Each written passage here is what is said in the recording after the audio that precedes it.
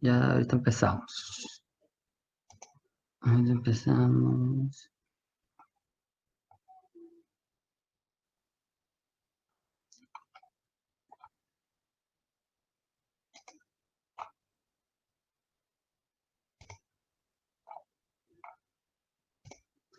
A ver.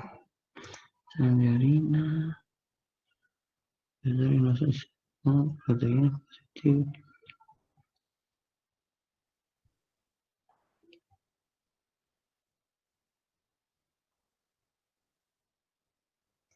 Madura.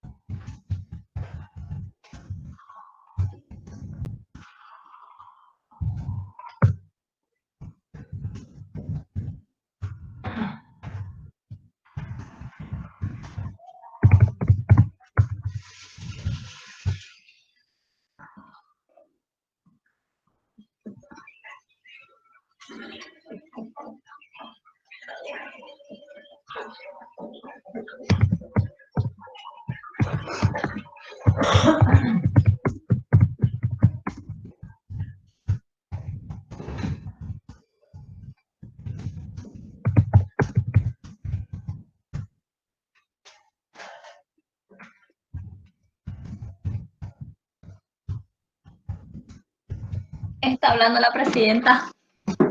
Hola, Mildred dice que está hablando la presidenta. Mira a ver qué dice. Mira a ver en YouTube. Alguien tiene puesto el televisor con la presidenta, así me cuenta qué dice.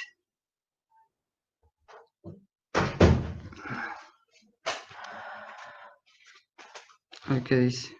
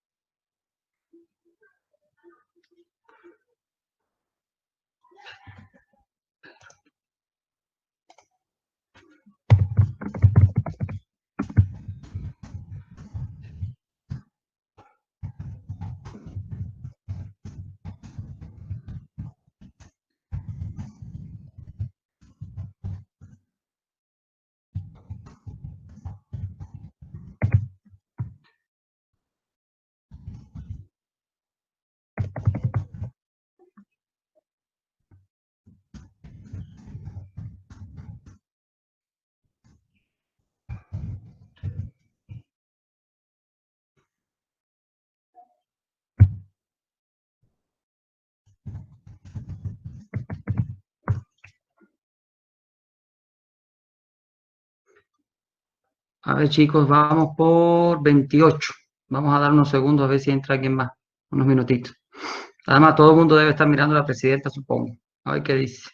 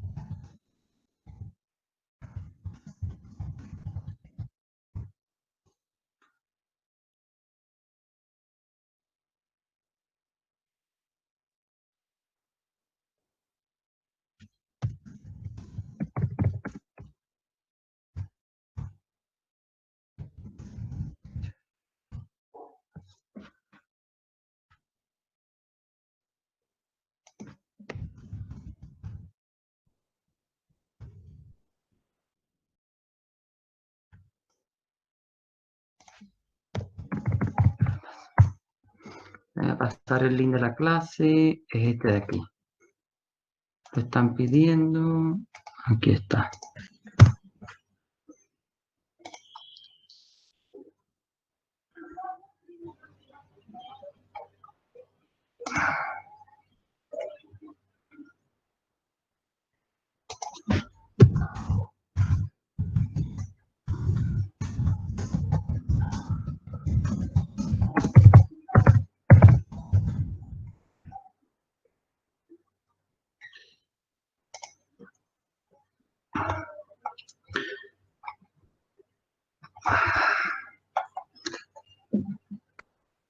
Bueno, bueno. A ver. Ah, está presentando lo que dice la presidenta. Dice que es una cuarentena dinámica. Dice, cuarentena dinámica significa de que todo se va a mover.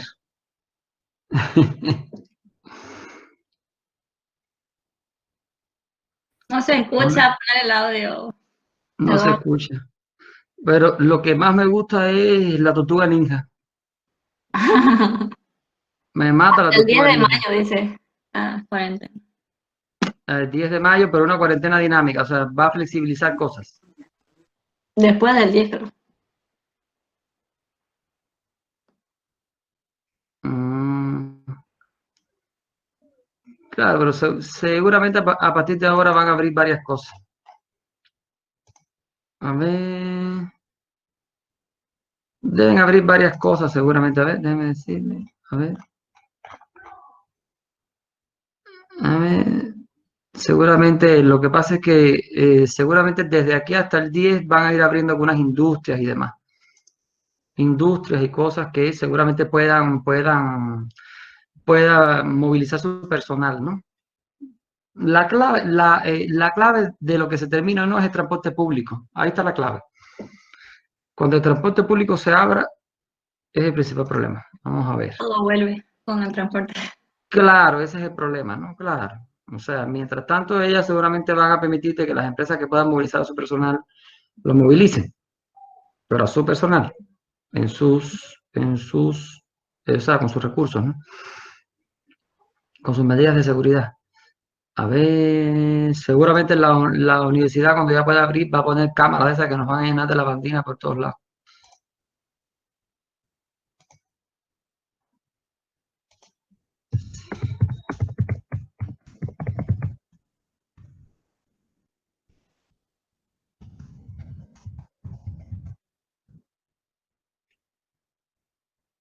Eso me están diciendo.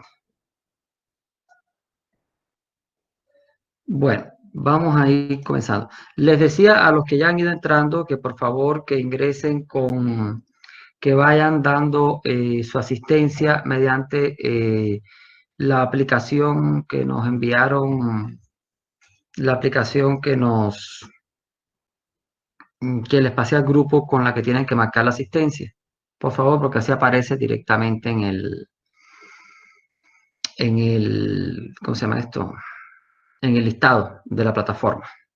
Vamos a compartir la pantalla para la clase. Déjenme buscar la clase. Vamos a comenzar el estudio del sistema respiratorio, que ya debimos haber empezado, pero nos quitaron las clases durante los exámenes.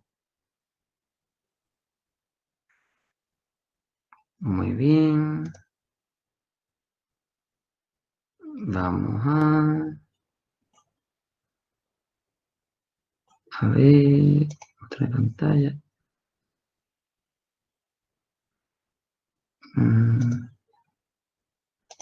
Aquí. Ok. ¿Ven la presentación? Ya, doctor. Sí, perfecto. Bueno, ok. Como ya tenemos puntero, ya vamos a ir empezando. Déjenme decir a los chicos por el grupo de WhatsApp que vamos a empezar. Que vamos a comenzar para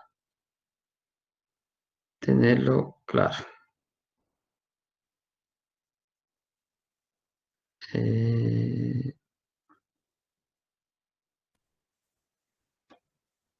Listo.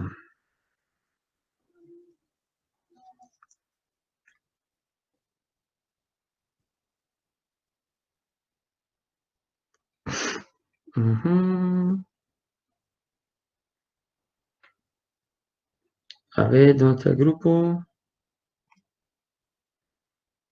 Ya. Ok, bueno, vamos a comenzar el estudio del sistema respiratorio, bien, con el objetivo de que comencemos el estudio de un sistema completo. Este sistema cuenta de varios temas. Por una parte, les comento de que la universidad está viendo la forma en reuniones para ver cómo se va a solucionar el tema de las prácticas hospitalarias con ustedes. Pero bueno, en el caso de ustedes no tienen muchos problemas. En mi caso no tienen problema porque las prácticas hospitalarias se pueden manejar desde cualquier punto de vista. La podemos manejar internamente, pero si tienen prácticas con otra asignatura que sí tienen que ver en los hospitales, debido a que los hospitales ya solicitaron de que los grupos tienen que ser más pequeños, ya solicitaron de que los grupos tienen que ser pequeñitos, no pueden ser de 10 ni de 12, sino que los van a tener que partir a la mitad, así que van a tener disímiles horarios, y para que vayan por grupos muy reducidos, ¿no? Así que el semestre que viene también tiene que cambiar toda la programación, así como la distribución de aulas, por el tema de que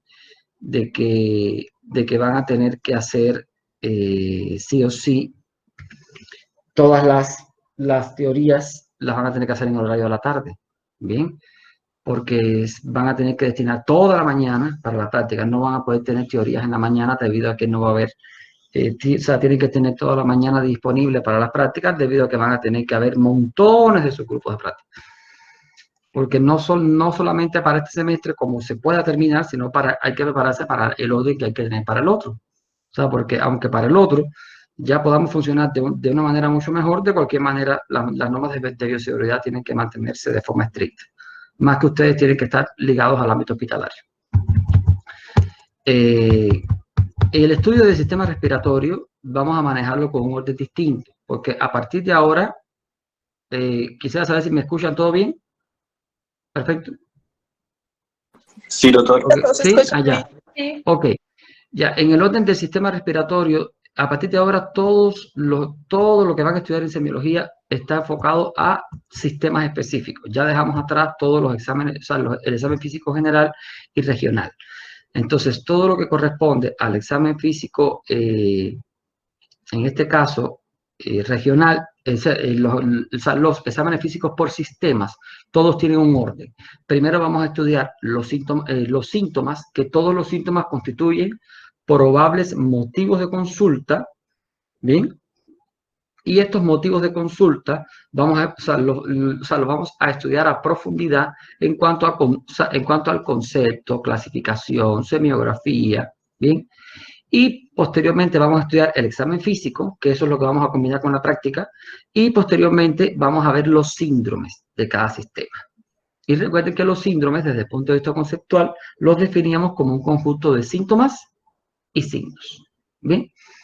Y todos los sistemas los vamos a estudiar de la misma forma.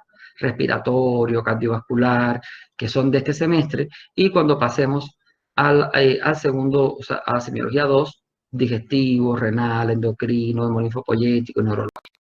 ¿Bien? Ahora, antes de estudiar los síndromes o al mismo tiempo, en dependencia de la importancia que tengan para el sistema, vamos a explorar precisamente o vamos a hablar de los estudios complementarios. Bien, los estudios complementarios, ya sean de laboratorio o de radiografía, tienen diferentes importancias para cada sistema. O sea, por ejemplo, en el sistema respiratorio vamos a dedicar una clase solamente exclusiva para radiografía, porque la radiografía tiene un efecto, o sea, en este caso tiene un sentido muy importante en el sistema respiratorio. Como por ejemplo no lo tiene en el sistema digestivo. En el sistema digestivo la ecografía tiene una parte importante, o más bien el laboratorio clínico. Todo está en dependencia de la funcionalidad que tenga para cada sistema. ¿Bien? En primer lugar, el sistema respiratorio es un sistema que está contenido dentro de la caja torácica. Bien, dentro de la caja torácica no solamente guardamos el sistema respiratorio, ¿verdad? La caja torácica es una unidad en la cual hay otros órganos. Entonces, por lo tanto, recuerden que la caja torácica es una estructura ósea que sirve de protección al sistema respiratorio, sistema vascular, cardiovascular, y también tenemos grandes vasos que forman parte del sistema cardiovascular, y tenemos parte del sistema digestivo con el esófago. Entonces, por lo tanto, cuando existe algún síntoma relacionado con la caja torácica, no solamente significa que sea parte del sistema respiratorio, ¿bien? ¿Ok? Depende de las características de ese síntoma, puede estar relacionado o no con el sistema respiratorio. Por ejemplo, vamos a poner un ejemplo sencillito. Vamos a pensar de que el paciente nos diga que tiene un dolor en algún punto de la caja torácica. ¿Bien? Vamos a pensar que el paciente nos diga que tiene un dolor en el tórax, ¿verdad? Ese dolor que tiene en el tórax, yo puedo decir que es exclusivamente del sistema respiratorio. No, ¿verdad? No puedo decir que es exclusivamente del sistema respiratorio debido a que en la caja torácica tengo pulmón, tengo corazón, tengo grandes vasos y tengo inclusive las estructuras óseas y musculares que conforman la caja torácica. Entonces, según las características de ese dolor, ¿verdad? Según las preguntas que yo le haga a ese paciente con respecto a ese dolor, cómo es el dolor, qué carácter tiene, cuándo se presentó, cómo ese dolor se relaciona con los movimientos respiratorios, ¿verdad? Yo voy a poder determinar aproximadamente a qué estructura o con qué estructura se relaciona ese dolor. Y lo voy a terminar de corroborar con el examen físico. ¿Me siguen? O sea, yo tengo que tener un cuidado extremo en relación con qué voy a estar manejando ese dolor. Entonces, por lo tanto, es sumamente importante que tengamos en cuenta de que no todo lo que duele en el tórax pertenece al sistema respiratorio y no todo lo que duele en el tórax pertenece al cardiovascular. ¿Sí? Todo depende de las características que vamos a ir estudiando progresivamente en cada sistema. Ahora, por supuesto, fíjense como aquí tenemos una imagen un poquito más tipo imagen, o sea, más radiológica, en la que vemos bien, como pueden visualizar, están los pulmones en el interior de la caja torácica, están las estructuras óseas. Ahora, por ejemplo, el dolor del sistema respiratorio o el dolor de parénquima pulmonar es un dolor tipo puñalada, intenso, que se conoce como un dolor en punta de costado, que lo vamos a ver en la clase posterior a esta, en la cual aparece ese síntoma descrito. A diferencia del dolor muscular, ese dolor muscular o osteoarticular es un dolor intenso, no empuñalada, bastante continuo, más tolerable, que se exacerba con los movimientos respiratorios. Entonces ya por ahí tenemos diferentes características en cuanto a la forma de presentación. El dolor, por ejemplo, en punta de costado, que es característico de los pulmones, es un dolor bien localizado, y se relaciona mucho con los procesos neumónicos, con la neumonía.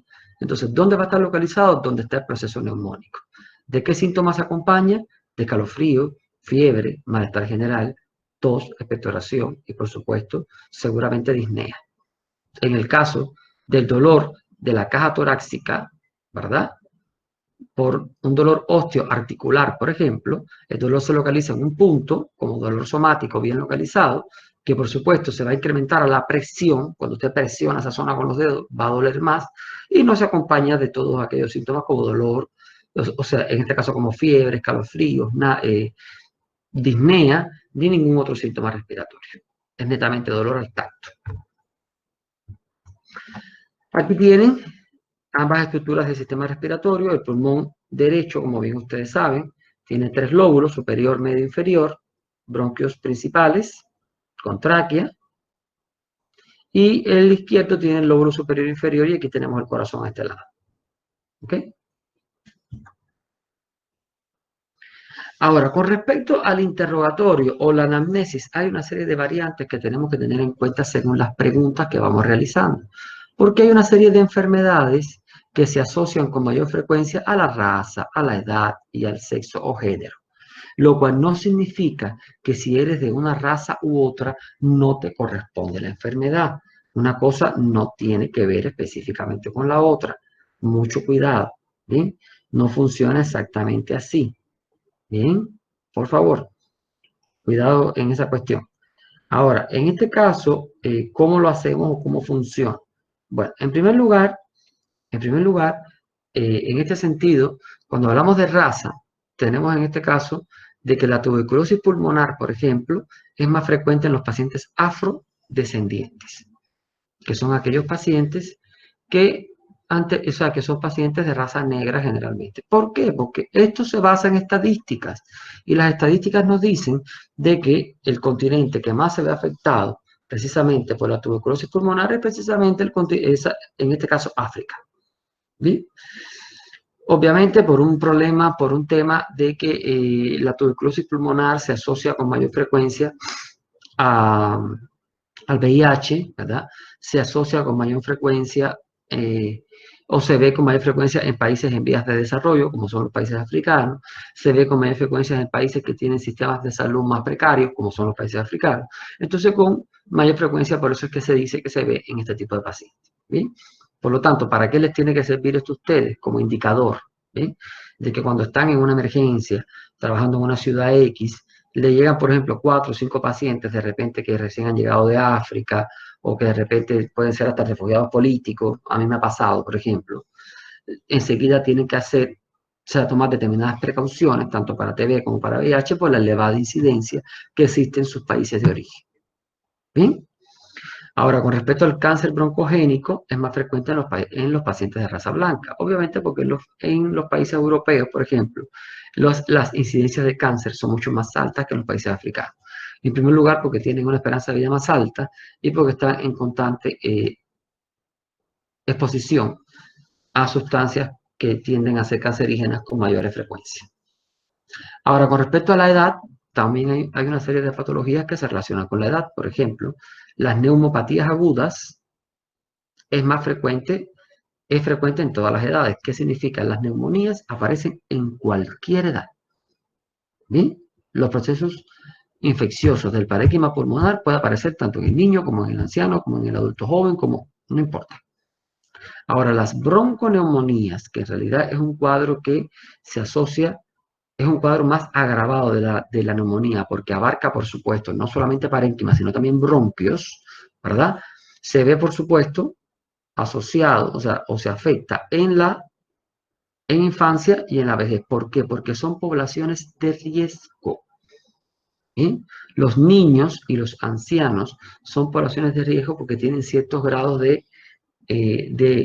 digamos que de vulnerabilidad inmunológica.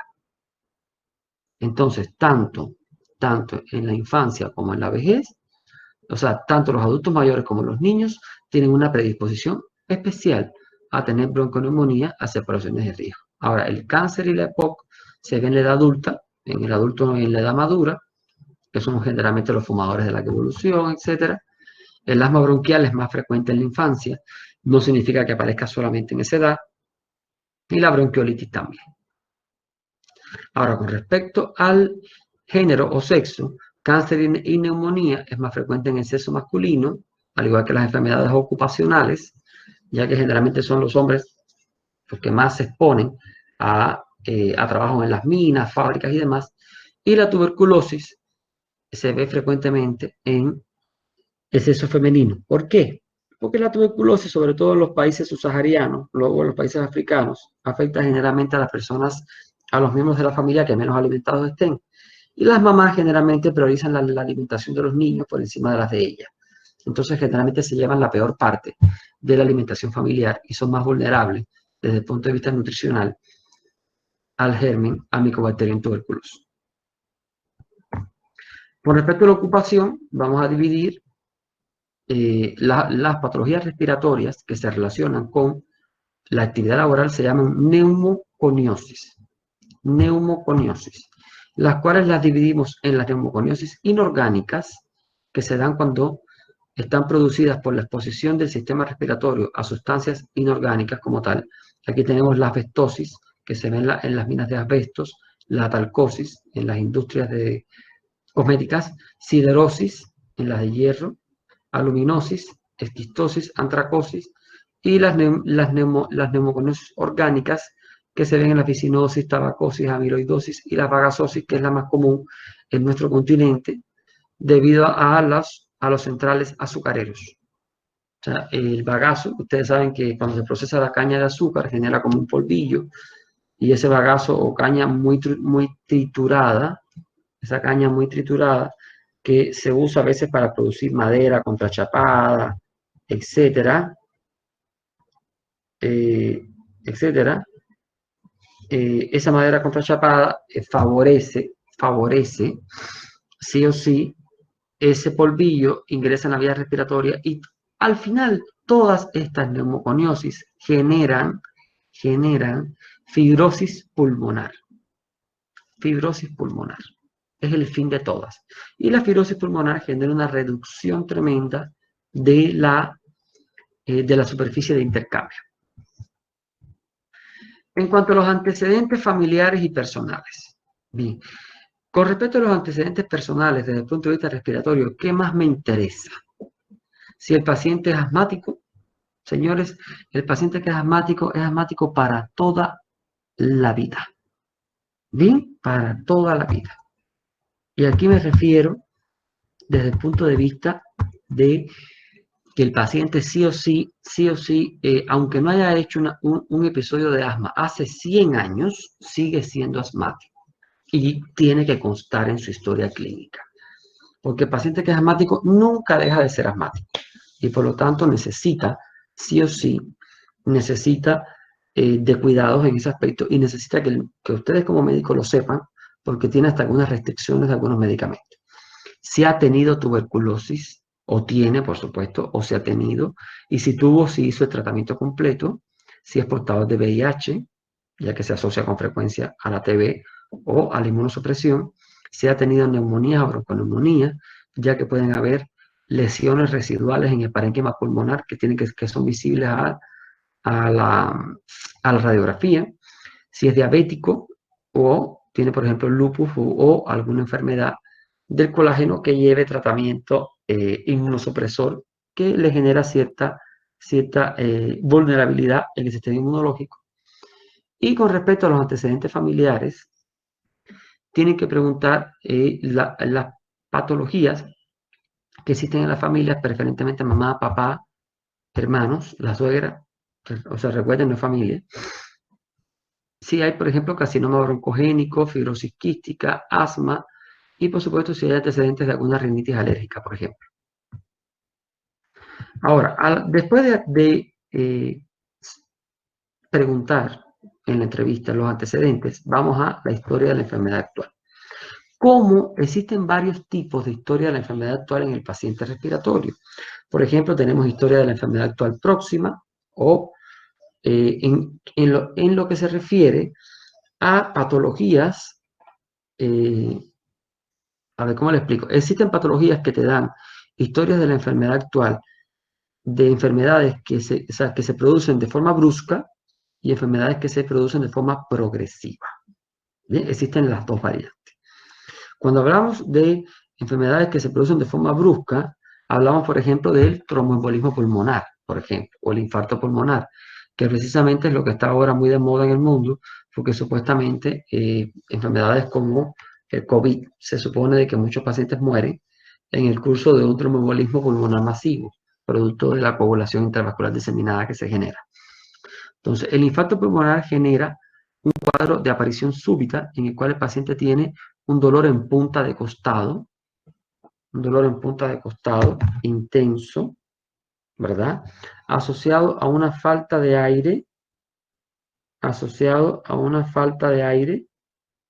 bastante notoria, bastante notoria,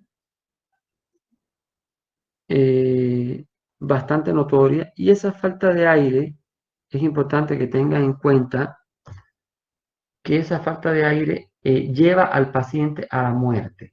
En realidad, les explico, el tromboembolismo pulmonar es un cuadro clínico muy agresivo, bien, lleva al paciente rápido a la muerte. Realmente de muy pocos pacientes se salvan cuando en realidad es un tromboembolismo provocado por un daño vascular en los vasos sanguíneos del pulmón. Obviamente los pacientes con COVID tienden a la recuperación porque sencillamente el tromboembolismo está dado por un problema metabólico sistémico dado por una reacción a los anticuerpos del virus, que es distinto. ¿Bien? En este cuadro se caracteriza también por tos, puede haber una expectoración hemoptoica, en muchos casos, hemoptoica, y eso puede generar, por supuesto, en este caso, una muerte súbita. Bien, sin embargo, hay otras enfermedades como las enfermedades pleuropulmonares, el asma bronquial, tuberculosis, tal vez hasta cáncer, que tienen cuadros mucho más lentos, mucho más insidiosos, que permiten cierta preparación a la hora de tratar al paciente. Bien, el tromboembolismo sí es inmediato. Ahora, con respecto a los motivos de consulta o síntomas del sistema respiratorio, lo vamos a dividir en dos tipos. Un segundito. A menos 7 días. Funciona. Bien. Ahora, ¿qué sucede? Cuando hablamos de los síntomas del aparato respiratorio, vamos a tener tos, expectoración, disnea, hemoptisis, dolor torácico y cianosis. Estos síntomas son los síntomas tipo del sistema respiratorio. Son síntomas específicos de este sistema. ¿Bien? Y los otros son signos y síntomas generales. ¿Qué significa signos y síntomas generales? Eso significa de que pueden aparecer en el sistema respiratorio y en otras enfermedades. ¿Bien? Que son los mismos que estudiamos cuando hablamos de examen físico general, que son la fiebre, astenia, anorexia y pérdida de peso. ¿Bien? Ahora, ¿cuáles vamos a estudiar en detalle? Tos, expectoración, disnea, hemoptisis, dolor torácico y cianosis. Y recuerden que estos de acá son los que sí o sí tienen que aparecer en el motivo de consulta. Bien, usted puede ponerme en el motivo de consulta, por ejemplo, tos, expectoración y fiebre. Puede poner disnea, tos y expectoración, o disnea y hemoptisis, o disnea, hemoptisis y astenia. ¿Sí? Lo que no puede ponerme es fiebre, astenia y anorexia como motivo de consulta en un cuadro clínico del sistema respiratorio. Bien, eso no es posible. ¿Estamos de acuerdo? Bien. Entonces, vamos a empezar con la tos. ¿Qué es la tos? La tos es un acto reflejo que también puede ser provocado voluntariamente y es un mecanismo defensivo destinado a mantener despejadas las vías respiratorias. ¿Bien? Normalmente la tos se puede dar en el 23% de las personas sanas no fumadoras, pero la tos en realidad cuando se da en las personas fumadoras, se da generalmente cuando se levantan en la mañana, cuando ya están en un cuadro de cierta cronicidad. La tos puede tener múltiples causas, ¿bien? Inclusive la tos es un mecanismo reflejo de defensa del sistema respiratorio, ¿bien? Al ser un mecanismo de defensa del sistema respiratorio, la tos no siempre es eliminada. Bien, hay que tener mucho cuidado con el asunto de los jarabes antitusivos. Bien, sobre todo las mamás que el niño comienza a toser, sobre todo por la noche, y tienen la costumbre de ir a la farmacia a buscar un jarabe antitusivo, mucho cuidado. No siempre la tos se debe eliminar, ¿bien? Porque cuando el paciente tiene una tos productiva, que precisamente la tos productiva se da cuando el paciente tiene expectoración, o sea, si el paciente está expectorando algo, un contenido ya sea de cualquier tipo, si hay expectoración bronquial, la tos no se debe eliminar. ¿Bien? Y por lo tanto, debido a que si usted elimina esa tos, ese contenido bronquial se queda retenido en los bronquios y va a llegar un momento que va a obstruir el aparato bronquial y va a generar una interrupción del flujo aéreo. ¿Bien? Mucho cuidado con eso. Cuando la tos es seca, absolutamente seca, en quintas de tos, como una tos perruna, entonces en ese caso sí la tos se puede eliminar. ¿bien? Sobre todo durante la noche para que el paciente descanse. Solamente en ese caso, ¿bien? Ok. Generalmente los receptores para la tos están en orofaringe, laringe, tráquea y grandes bronquios, ¿bien? Generalmente la tos está en todos estos receptores, están presentes para poder eliminar partículas que quedan atrapadas ahí en los cilios del epitelio respiratorio, ¿bien? Alguien que se acuerde, alguien que me diga en un segundo cuál es el epitelio respiratorio.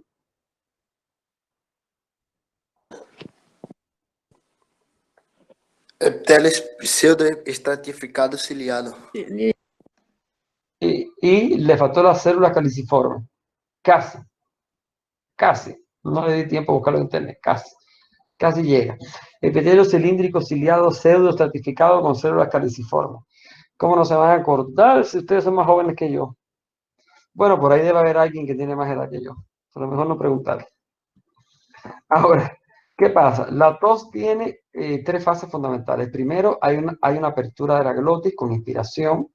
Bien, o sea, primero se inspira, se cierra la glotis, hay una contracción de los músculos respiratorios con el objetivo de poder aumentar la presión dentro del tórax. O sea, se aumenta la presión dentro del tórax y después hay una apertura brusca de la glotis para que se expulsen todas esas partículas que han quedado atrapadas en los sitios. Si se dan cuenta, es todo un mecanismo de reflejo para expulsar.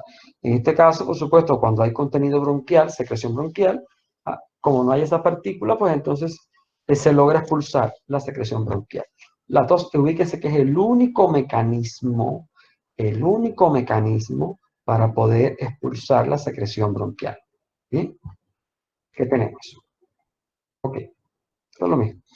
Ahora, causa de la tos. Aquí tenemos, por ejemplo, el abuso del cigarro, traqueobronquitis, insuficiencia cardíaca congestiva. ¿Por qué la insuficiencia cardíaca es una causa de tos?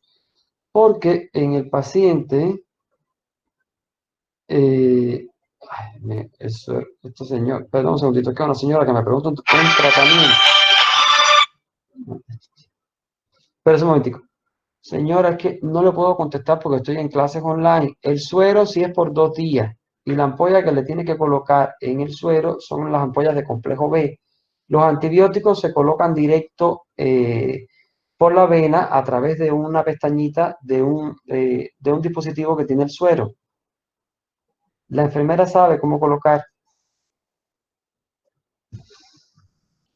Es que ahora todo es por WhatsApp con este tema de la cuarentena. Entonces, les decía que en el caso de la insuficiencia cardíaca, tenemos de que sí se genera gran cantidad de contenido bronquial, pero ese contenido bronquial, o sea, que existe en la insuficiencia cardíaca, se da por la cantidad de líquido cero fibrinoso que se acumula en el sistema respiratorio debido a la extravasación por la hipertensión pulmonar. En el asma, por supuesto, es contenido bronquial debido a la hiperreactividad bronquial, cuerpos extraños, aneurisma de la aorta, tumores, neoplasias, en fin, hay muchas otras causas que pueden generar tos, ya sean productivas o no productivas, e inclusive hasta la ansiedad. Ahora, ¿cuándo decimos tos aguda? Ahora, esta clasificación de tos que está aquí es la clasificación de tos que nos da la literatura. La literatura, ¿ya? Es muy distinta a la clasificación de tos que nos da el programa de tuberculosis de cualquiera de los países de la región, ¿ya? La tos aguda la definimos como una tos de menos de 3 semanas y la tos crónica de más de 3 semanas. Cuando decimos que un paciente es sospechoso de tuberculosis cuando tiene síntomas respiratorios de más de 14 días, que se conoce comúnmente como un SR más 14. Pero los síntomas respiratorios no son solamente la tos. Hay tos, hay expectoración, puede haber hasta disnea, otros síntomas. ¿Bien? Ahora, solamente la tos, como la tos para clasificación, tos aguda menos de 3 semanas, tos crónica más de 3 semanas. Ahora, ¿cuáles son las causas de tos aguda y cuáles son las causas de tos crónica? En el caso de tos aguda tenemos, por ejemplo, el resfriado común. Bien. Tenemos sinusitis aguda, rinitis aguda, exacerbación de la enfermedad pulmonar crónica. Bien, la EPOC. ¿Ok? Tenemos la neumonía, la aspiración, el asma, el embolismo, la insuficiencia cardíaca. Estos son enfermedades en tos aguda. Ahora, en crónica tenemos la bronquitis crónica, bronquiectasia, enfermedad intersticial, carcinoma broncogénico, tos postinfecciosa, goteo nasal, sinusitis, asma bronquial. Fíjense cómo tenemos aquí asma bronquial y acá tenemos asma bronquial. ¿Alguien tiene idea de eso? O sea, ¿por qué razón tenemos el asma bronquial como causa de tos aguda y como causa de tos crónica? ¿Alguien tiene una explicación posible? ¿Por qué cree eso? Un voluntario.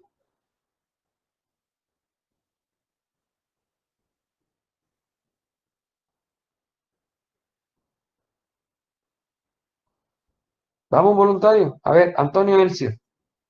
Ese nombre me lo aprendí. Kelly. Ashnau. Algo así. Doutor, perdão, se pode repetir a pergunta? ¿Por qué razón tengo el asma bronquial como causa de tos aguda y también la tengo como causa de tos crónica? Porque el asma es una enfermedad crónica igual. ¿Y por qué la tengo como causa aguda? También. Porque puede tener crisis asmáticas. Sí, porque De se momento pode a otro. ter Muy bien, esa es la idea, porque el paciente asmático, al igual que el paciente con insuficiencia cardíaca, ¿verdad? Al igual que el paciente con EPOC, la EPOC debería, bueno, en realidad está aquí, en esta de acá. La EPOC, al igual que el asma, son enfermedades crónicas que tienen procesos de reagudización. Cuando están en crisis, se comportan como enfermedades agudas. Y cuando salen de la crisis, vuelven a la cronicidad. No significa que se curaron, es que son enfermedades crónicas que se encuentran como un periodo de tranquilidad. Y cuando se desestabilizan, evolucionan al proceso agudo. ¿Bien? Doutor, Dígame. esta questão do paciente ter la asma crônica e se tornar aguda, se pode fazer isto com uma combinação de outra enfermidade pulmonar, por exemplo? Quando um asmático tem uma infecção viral ou algo assim? Las infecciones virales en el asmático pueden desencadenar crisis asmática. Cuando las infecciones virales en el asmático van desapareciendo, vamos a pensar que un asmático está sin crisis, está asintomático, ¿verdad? Se resfría, le está pasando el resfrío, ya está saliendo de resfrío, o sea, queda con cierta secreción bronquial, como a veces podemos quedar ya cuando salimos de resfrío, y ahí puede desencadenar un episodio de crisis asmática. O sea, la etapa final, o sea, los anticuerpos que genera el organismo contra el virus de la gripe pueden generar una hiperreactividad bronquial que desencadena el asma. Sí puede ser. No se desencadena al mismo tiempo. Se desencadena después. Después. Es lo más común. Pero sí. Y no en todos los procesos virales ocurre. ¿Sí?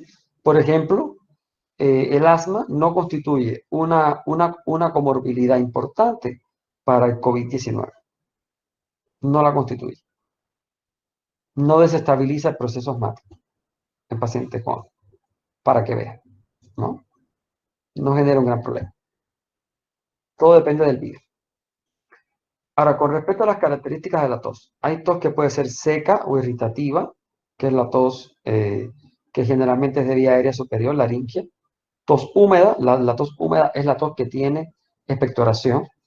La clasificación de tos seca o húmeda es lo mismo que productiva o no productiva. ¿ya? La seca es la no productiva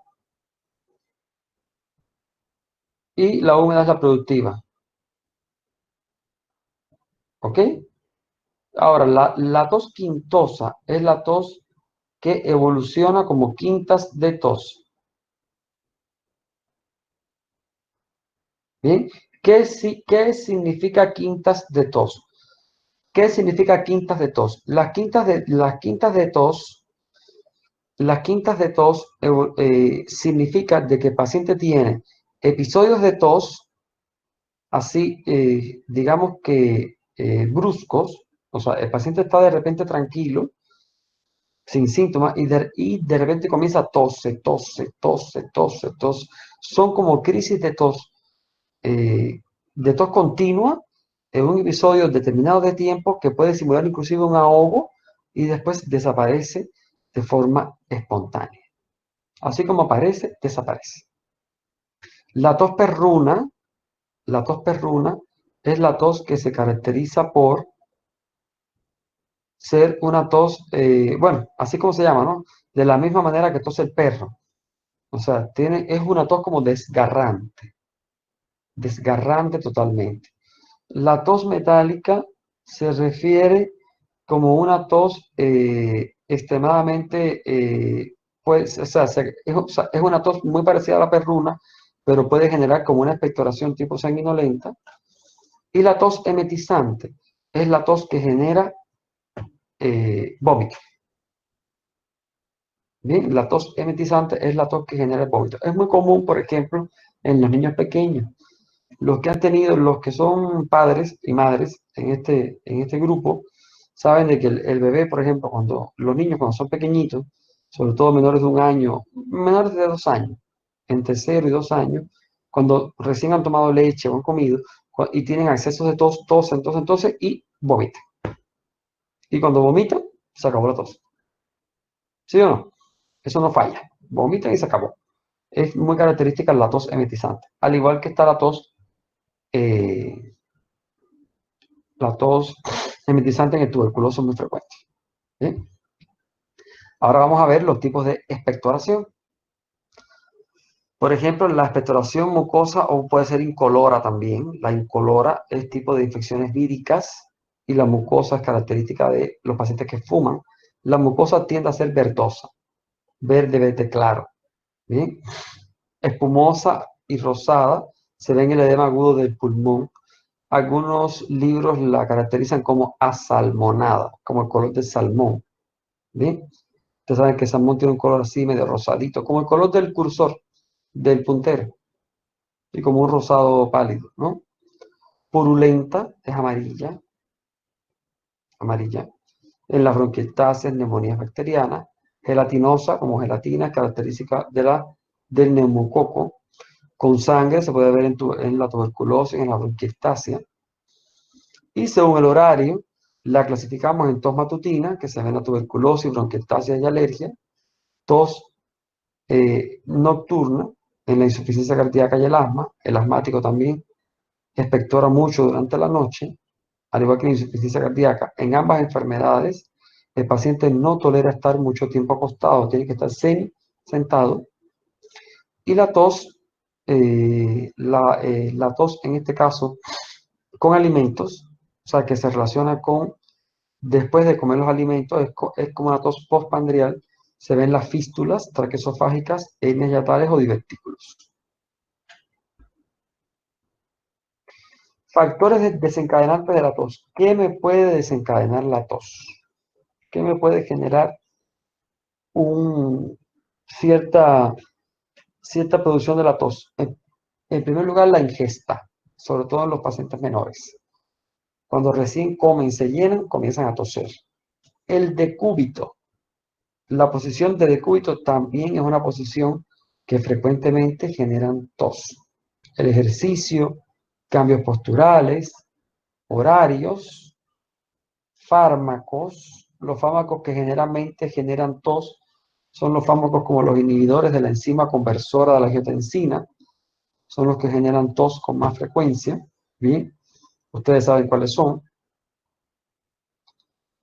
son los fármacos que generan tos. Estos fármacos son los que más generan este fenómeno, y por supuesto son los que más daño hacen, porque cuando un YECA, ya sea captopril, lisinopril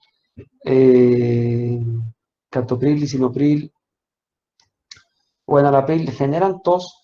Generalmente, señores, según lo que dice la literatura farmacéutica, se debe esperar unos cuantos días para ver si el paciente lo tolera. Normalmente no lo tolera. Lo que hay que hacer es modificar el tratamiento y pasarlo a un ARA2, a un inhibidor de los receptores AT1, un losartán, o mesartán, o valsartán, porque no llega a tolerarlo. Y la tos realmente es una tos bastante molesta, bastante desesperante. Es una tos totalmente seca. Y también irritantes como el humo, vapores o agentes químicos pueden generar tos. Vamos a estudiar específicamente ahora la hemoptisis. Ya vimos la tos y la expectoración. Vamos a ver la hemoptisis, que es un tipo de expectoración, que es la expectoración sanguinolenta, pero se estudia aparte por la importancia que tiene. La expectoración es una forma, la hemoptisis es una forma de expectoración en la cual hay expulsión con la tos de sangre procedente de la porción del árbol respiratorio situado por debajo de la glotis, sobre todo del bronquio del pulmón. ¿Bien? ¿Qué sucede? Esta sangre que se expulsa con la tos, llamada hemoptisis, es una sangre roja, rutilante, aireada. Eso es importante que lo tengan muy en cuenta. Sangre roja, rutilante, aireada. ¿Bien? No, es una diferencia muy clara de la sangre que proviene del tubo digestivo. ¿Bien? Porque como bien ustedes se imaginan, la sangre que puede emerger de la cavidad bucal no solamente procede de la vía respiratoria, puede proceder del esófago. ¿Bien? Y del esófago, al comunicarse con el estómago, se puede generar también un contenido sanguinolento que se le llama hemoptisis en este caso, hematemesis en este caso, o también puede ser un sangrado del esófago o de la cavidad bucal.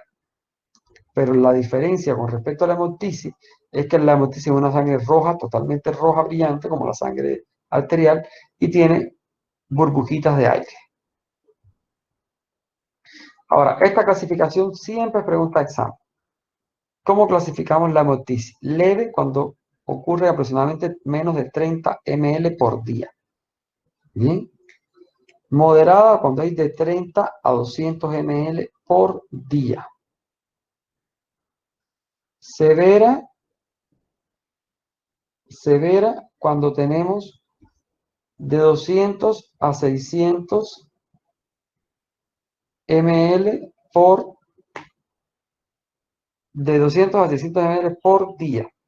Grave, mayor de 600 ml por día. En una expectoración se puede eliminar hasta 200 ml.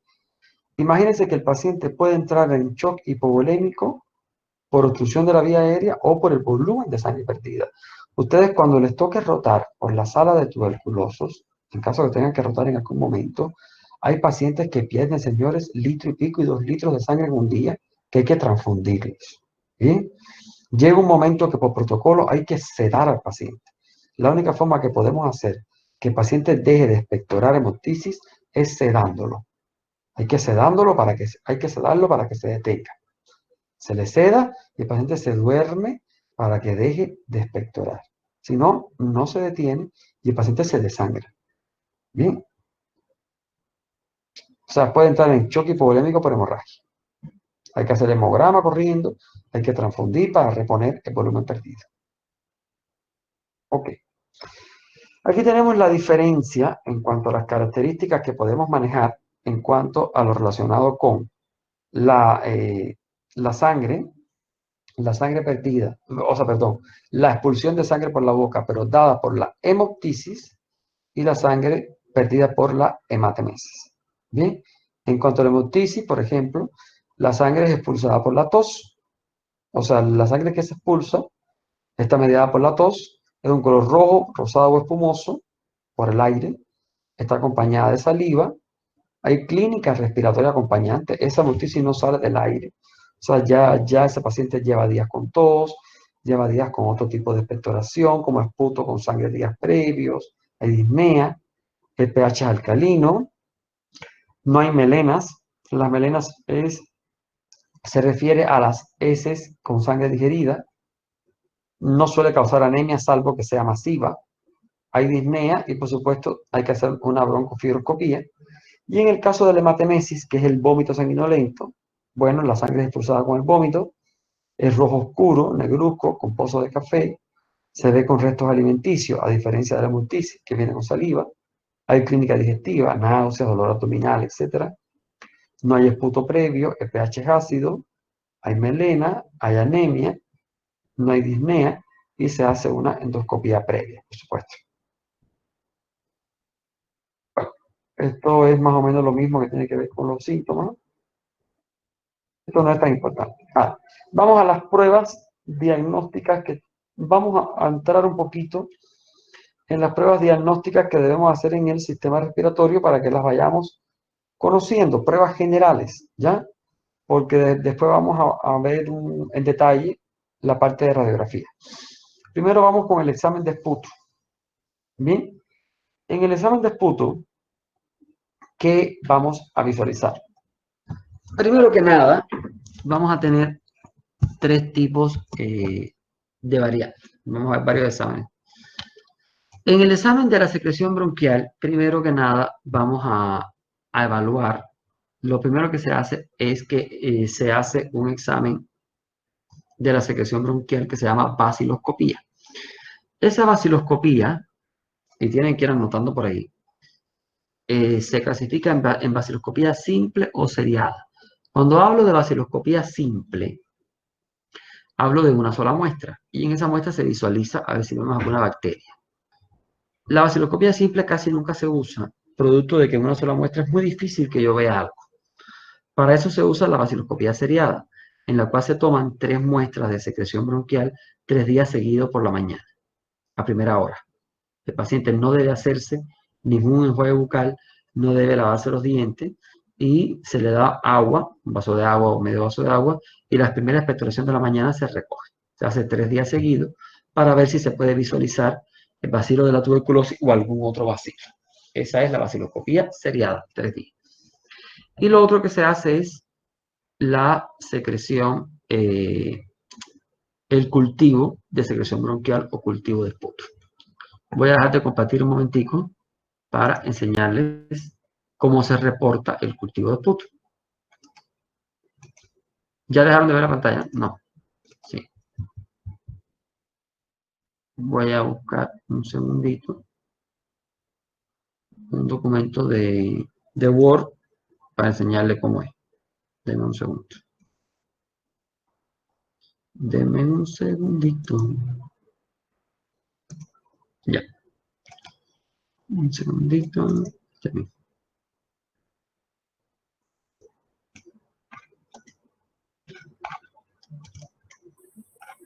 Caramba.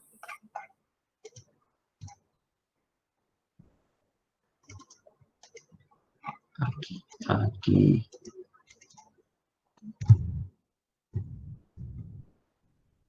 Vamos a compartir esto acá.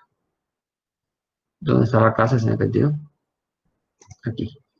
Ya tengo 61, ya están todos. A ver. Vamos a ver. Vamos a compartir esto. Aquí. Bien. ¿Están viendo el documento de Word que tengo? ¿Sí? Digan sí, no sean malos. Ya. Sí, doctor. Gracias. Ok. Entonces, Sí. ¿cómo les va a aparecer, cómo les va a aparecer el informe del cultivo? Le va a aparecer algo así que dice bacteriología. La bacteria que se vio, ¿verdad? El tipo de bacteria que se ve y la tinción de gran que tenía, si era gran positivo o gran negativo, en dependencia. Voy pero va a estar el más o el menos aquí, si era gran positivo o negativo, por ejemplo. Y abajo le va a aparecer el antibiograma. Entonces, ¿cómo se reporta el antibiograma? El antibiograma me va a dar 3 columnas distintas. Ah, y por supuesto, aquí arriba le aparece cuántas colonias por campo, ¿no? Que deben ser más de 100.000.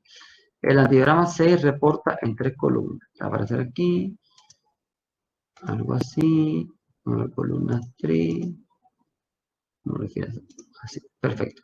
Aquí le va a aparecer resistentes, le va a aparecer intermedio, sensible, ok. Ahora, cuando ustedes tienen un paciente en el cual están sospechando una neumonía, ustedes, por supuesto, pueden solicitar un cultivo de estudio, un cultivo de secreción bronquial antes de iniciar antibiótico, por supuesto. Pero el cultivo demora 72 horas. Ya existen aceleradores de cultivo en el mundo que te dan el resultado en las primeras 24 horas. Pero no estoy seguro si acá tenemos o qué laboratorio lo tiene. Pero, y si lo tenemos, debe ser carísimo. Ahora, por lo tanto, lo normal es esperar las 72 horas. Ahora, ¿qué sucede? Usted no puede esperar 72 horas un resultado de cultivo con un paciente con neumonía, porque después de las 72 horas probablemente que el paciente ya no exista. Bien, ya, o sea, ya murió. Entonces, en ese caso, ¿qué se hace? Se inicia un tratamiento empírico. ¿Qué se llama un tratamiento empírico? Se inicia un tratamiento con antibióticos, que puede ser con 1, 2 o 3 antibióticos, en dependencia de los antecedentes del paciente. ¿A qué me refiero? Si el paciente tiene buen sistema inmunológico, la edad del paciente, si forma parte de población de riesgo, de dónde viene el paciente, si viene de la comunidad, si viene de un centro hospitalario o no. Y en base a eso yo defino, según los gérmenes más frecuentes que pueden atacar el sistema respiratorio, qué antibióticos voy a poner empíricamente hasta que tenga el resultado del antibiograma. ¿Bien?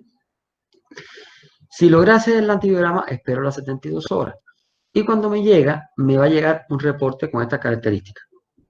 Vienen antibióticos acá como resistentes, vienen otros acá como intermedios y otros como sensibles. Bien, si los antibióticos que yo tenía, que yo había indicado en el paciente, están en la columna de resistente, automáticamente los tengo que cambiar a los que son sensibles. Bien, si yo había indicado un solo antibiótico y es intermedio, lo puedo mantener en mi indicación, pero tengo que agregarle uno sensible. Bien, y si los que había puesto son sensibles, pues se quedan como están y continúo el tratamiento. ¿Me siguen? Yo puedo combinar un sensible con un intermedio o ponerlos todos sensibles. Lo que no puedo es combinar un intermedio con un resistente o ponerlos resistentes. ¿Entendieron? ¿Sin problema? Perfecto. Aquí tengo un montón de preguntas. Después voy a contestar las preguntas, no se preocupe. Vamos con calma. Después contesto las preguntas. Vamos a ir con la clase.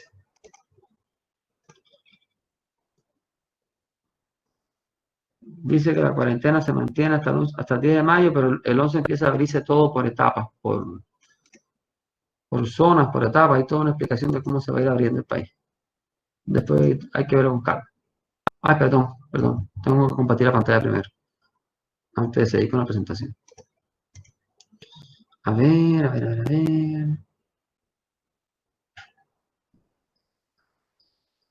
Un segundito. Déjenme seguir con la presentación.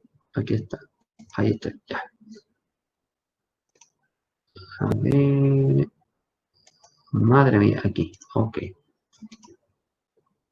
Aquí voy. Listo. Ya estamos aquí ya. Ok, ya sé que estoy mostrando la pantalla. Pesado este sistema. Ok. Listo. Ya vimos cómo trabajamos con el esputo, la secreción bronquial. Vamos a la radiografía.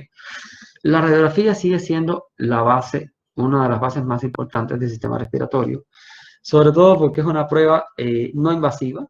La radiografía no duele, no se le genera ningún daño al paciente, no tiene riesgo, salvo que sea una mujer embarazada, que no se le pueda hacer.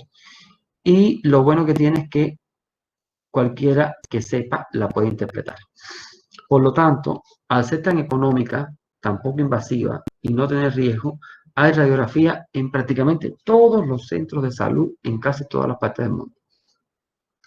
Así que, por lo tanto, todos los médicos generales y de atención primaria deben ser capaces de interpretar el 85% de las lesiones visibles en radiografía.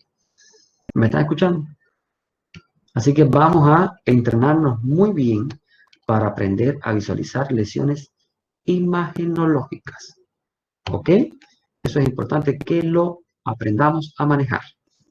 ¿Sí? Entonces, le vamos a dedicar una clase a esto y después vamos a ver una serie de casos clínicos con imágenes radiográficas. La tomografía, por supuesto, ya es un estudio más avanzado que la radiografía. Obviamente, después que veamos una imagen sospechosa en la radiografía que nos impresiona, algo que nos preocupa, ya sea un tumor, una lesión mucho más amplia, entonces recién pedimos una tomografía y recién después que pedimos la tomografía es que enviamos al paciente al especialista correspondiente, que en este caso es el neumólogo. Bien, no mandamos al paciente al neumólogo para que haga el diagnóstico. El diagnóstico le corresponde hacerlo a ustedes. Y después que lo hagan, mandan al paciente al neumólogo. Muy bien, ese es el orden. Ustedes no son encaminadores, son médicos. Lo hacen el diagnóstico, hacen los estudios y con los estudios en la mano, entonces lo mandan al neumólogo para que haga el tratamiento definitivo, si es que es necesario. La resonancia magnética va un poco más allá de la tomografía, ya que te dan estudios, te dan las localizaciones y características mucho más concretos, precisamente para ya generar tratamientos invasivos como cirugías, tomas de biopsia, por ejemplo. Ya me va a dar la medida si las lesiones que estoy mirando están bien vascularizadas, no están vascularizadas hasta cierto punto. La gammagrafía respiratoria es un estudio de medicina nuclear, en el cual se usa específicamente para poder definir si hay intercambio gaseoso o no. Bien, ¿qué pasa acá? Hay dos tipos, se usa la gammagrafía de perfusión y la gammagrafía de ventilación. ¿Cuál es la de perfusión? Lo que se hace es que se inyecta al paciente una albúmina radiactiva, que lo que hace es que verifica si hay irrigación de los capilares pulmonares hasta lo más mínimo cerca de los alvéolos, para verificar si los alvéolos están siendo totalmente irrigados. Y en el caso de la gammagrafía de ventilación, se hace mediante, o sea, se expone al paciente a un gas con cierto gas que tiene, o sea, ese gas tiene moléculas de un pigmento radioactivo que no es nocivo, por supuesto, no es dañino, para verificar si ese gas pasa al glóbulo rojo y después es visible mediante las imágenes que se disparan para ver si ese gas atravesó la membrana de intercambio y se unió al glóbulo rojo y continuó por el torrente sanguíneo. O sea, si después verificamos vestigios de esa sustancia, por decirte, en los miembros inferiores, significa de que atravesó la membrana de intercambio y pasó a los glóbulos rojos, y significa de que hay cierta, según la proporción que encontremos, vamos a saber si hay buena perfusión y si hay buen intercambio gaseoso. La toracocentesis es un proceso un poquito más complejo, en el cual es un proceso más bien ya semiquirúrgico, es un procedimiento quirúrgico menor, en el cual se hace una punción en el espacio pleural con el objetivo de evacuar todo el contenido pleural que haya en ese espacio, y ahí vamos a eliminar todo el líquido pleural que haya entre la pleura parietal y visceral. Mire, pleura parietal, la parietal es esta, y la visceral, para poder eliminar el líquido que hay en un derrame pleural y poderlo estudiar para diagnóstico y también evacuarlo para la adecuada expansión pulmonar. En el caso de la biopsia transbronquial, por supuesto, es una biopsia que se hace a través de fibroscopio, o sea, se ingresa el fibroscopio por la tráquea, se ingresa a través de la tráquea y por ahí ingresamos hacia el lugar del tumor y se extrae una muestra con la fibra óptica, ¿no? Para patología, la broncoscopía también se ingresa para ver los bronquios. Aquí tenemos una imagen de los bronquios. Y la espirometría es un estudio en el cual se hace, es un estudio que se usa para medir los volúmenes y capacidades pulmonares. Los volúmenes y capacidades pulmonares nos permiten en el paciente con enfermedades crónicas como el asma y la EPOC evaluar la capacidad evaluar la capacidad que tiene o sea, evaluar la capacidad que tienen los pacientes, o sea, la capacidad que tiene, ¿cómo se llama? O sea, los pacientes para la capacidad funcional de su sistema respiratorio, a pesar de su enfermedad de base. Este estudio se hace en todos los pacientes con enfermedades crónicas respiratorias, pero que no estén en episodios de agudización. Mucho cuidado. El paciente asmático, por ejemplo, ya después que esté, o sea, que ya haya pasado la crisis, que esté recuperado, recién se le puede hacer este tipo de estudios. El objetivo es medir la capacidad inspiratoria total, la capacidad expiratoria total, el volumen residual, el espacio muerto, etc. Para poder ver en condiciones de no crisis cómo se encuentra su capacidad respiratoria. Bueno, este es el primer tema que vamos a ver hoy. Es más de uno. Déjenme ver un momentito cuáles son las preguntas para ir contestando antes de pasar al otro. Un segundito, vamos a ver el chat que hay un montón. A ver, ¿hay medicamentos que se pueden eliminar la secreción sin toser? Bueno, existen medicamentos, Antonio, que se usan para fluidificar, o sea, fluidifican las secreciones bronquiales, que son medicamentos mucolíticos. Porque hay veces que las secreciones bronquiales están extremadamente viscosas, y por supuesto están muy adherentes a las paredes de los bronquios y por supuesto no permiten, dificultan mucho la expulsión de esa secreción bronquial exterior. Y sí, hay cierta cantidad de secreción que se puede reabsorber porque digamos que se diluye tanto que se puede reabsorber, pero no es posible eliminarla, o sea, reabsorberla toda. No se puede. Depende del volumen de secreción, sí o sí hace falta la tos para poderla eliminar. Lo que pasa es que muchos pacientes se la tragan, que igual es válido. Es igual válido que se la traguen porque se elimina por las SFK. Dice aquí Dioselio, ¿por qué presenta una congestión pulmonar? Congestión pulmonar. ¿Dónde es esa congestión pulmonar? Dioselio, esta pregunta no la entiendo. ¿Por qué los bronquios estarán siempre en proceso inflamatorio mezclado en agudo y crónico? La bronquitis. Se refiere a la bronquitis aguda y crónica. Ya, es que existe una forma de bronquitis aguda y existe una forma de bronquitis crónica. En el caso de la bronquitis aguda, generalmente es una bronquitis infecciosa. Es una bronquitis que se puede dar tanto por virus, bacterias, inclusive pueden haber bronquitis agudas, más rara, pero se puede dar por algunos hongos, en el caso de los pacientes inmunodeprimidos. Ahora, en el caso de la bronquitis crónica, es la bronquitis crónica que se da a los pacientes fumadores generalmente, que son aquellos pacientes que tienen tos y secreción bronquial 3 meses consecutivos, 2 veces al año. Es por eso que están divididos en 2 tipos. Que la bronquitis crónica sí pueda contaminarse desde el punto de vista bacteriano y generar procesos de reagudización, sí. Totalmente sí, de que puede tener procesos de infección dentro del marco de la bronquitis crónica, pero no necesariamente sí o sí van a generarte un daño, o sea, no van a generar, o sea, no van a estar siempre infectados. Sin embargo, la bronquitis aguda sí o sí va a enviar en ese momento un agente etiológico, sí, o sea, circunstancial. Por acá. Dice por acá, ¿se puede convivir con el asma? No, sí, con el asma y tener crisis de manera crónica. Sí, claro, tú puedes convivir con el asma toda la vida, pero el objetivo... Essa era a resposta para a pergunta de crise crônica e aguda. Ya. Pero de todas formas, es interesante una pregunta aquí en este aspecto. ¿Qué pasa con el tema del asma? ¿Qué pasa con el tema? El asma es una enfermedad que debe ser tratada por los alergólogos, ¿ya? Porque el asma es una enfermedad que tiene 2 tipos de tratamiento.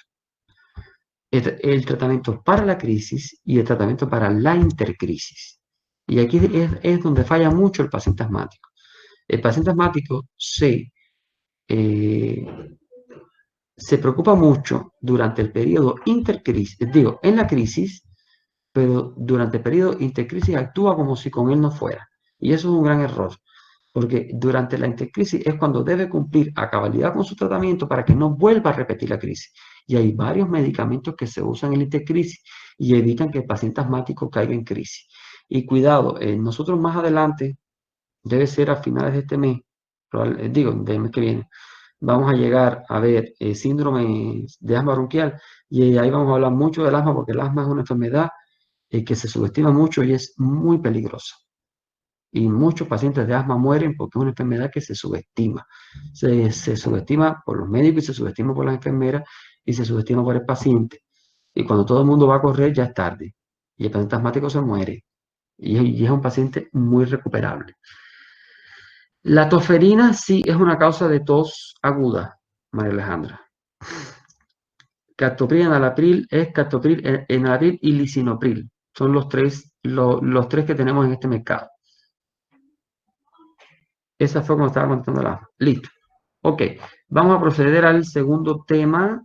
Denme un minuto, denme unos 5 minutitos para buscarlo. ¿Ya? Tómense unos 5 minutos entre un tema y otro ya. Tomen agua, todo. Le doy, son las 15, 3 y 3, 3 y 4, tómense 5 minutos y seguimos con el segundo tema, ¿ya? ¿Ok? Hola, ¿todo bien? Sí, doctor. Sí, bien, Ya, doctor. Gracias. Está bien. 5 Sí, minutos, doctor. 5 minutos y seguimos. Ya. Con el doctor. Vamos a buscar un segundito.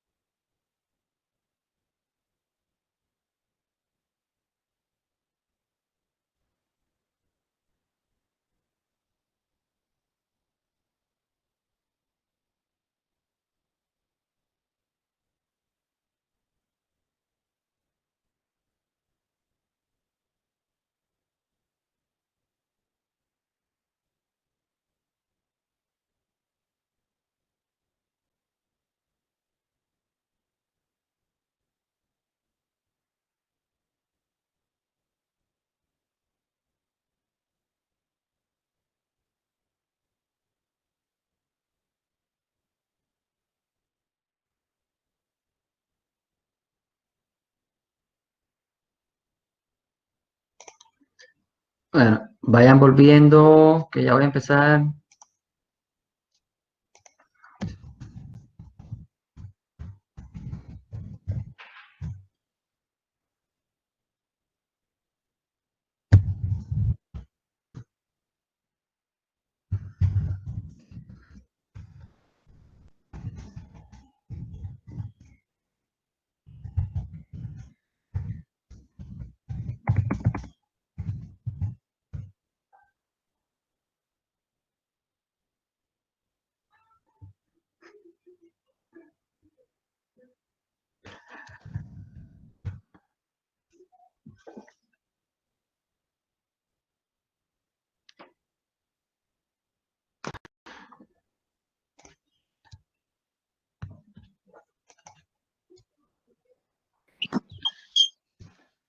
Vamos para allá. Voy a compartir la presentación. Vamos a ver, vamos a buscar. Vamos para allá.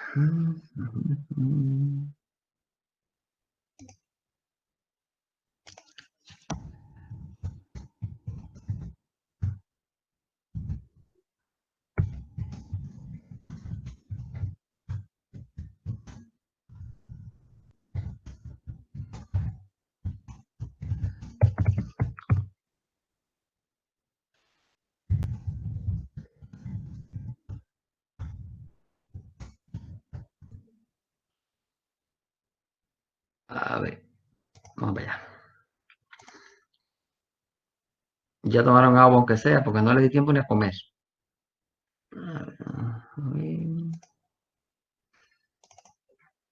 Aquí está clase respiratorio 2.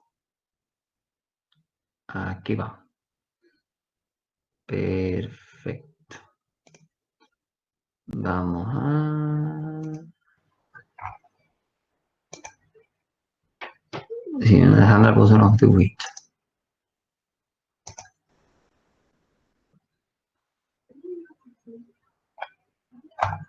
Vamos a ver. Esto es... ¿Dónde me aparece compartir aquí? Ah, ya, compartir. Ya está. Ajá. Bien, listo. Ya está compartida la pantalla.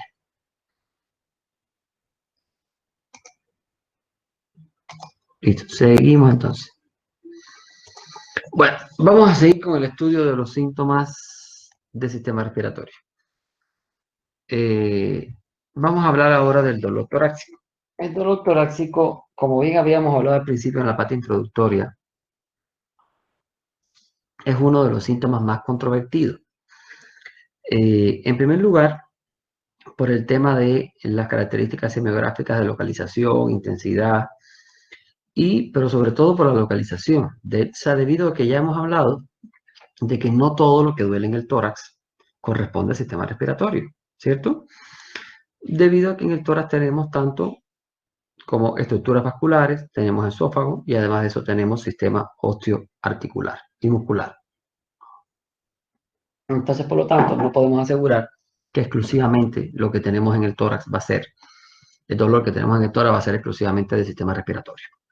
Así que, por lo tanto, es totalmente una equivocación pensar de que ese dolor exclusivamente va a ser del sistema respiratorio. Entonces, la mayor parte de las enfermedades pleuropulmonares se acompañan de dolores que pueden ser de variable intensidad y, por supuesto, la evolución es distinta. Vamos a ver cuáles son las estructuras dolorosas. Bueno, la pared torácica duele, aunque no corresponde al sistema respiratorio. La pleura, corazón, grandes vasos, tráquea y esófago. ¿Bien? Así que, por lo tanto, eso nos implica de que tenemos grandes problemas debido a la diversidad de estructuras que son dolorosas en el tórax. Ahora, el dolor torácico intenso puede ser una sensación de disconfort u opresión. Y, por supuesto, tenemos que definir de ese dolor la localización, la duración, el carácter, ¿verdad? Factores que lo agravan o alivian. ¿Sí? Es sumamente importante que tengamos en cuenta estas características. Denme un segundo. ¿Me están escuchando bien, verdad? Sí, doctor. sí, doctor. sí, doctor. Es que no había dado cuenta si había puesto el micrófono otra vez en opción de puntero. Perfecto. Ok. Entonces, cuando hablamos de dolores torácicos pueden ser de dos tipos, pero el principal y el más importante es la punta de costado. Bien, la punta de costado es el dolor típico de, es típico del sistema respiratorio. Bien, porque el sistema respiratorio, espera un segundito.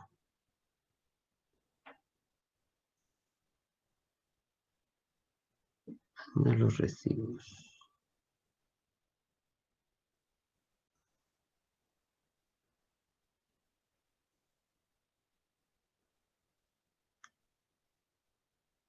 Ok. Ya. El sistema respiratorio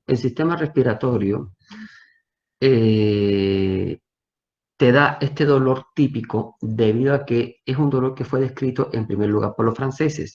Los franceses le llamaron point de Coté. Ese dolor es un dolor muy característico,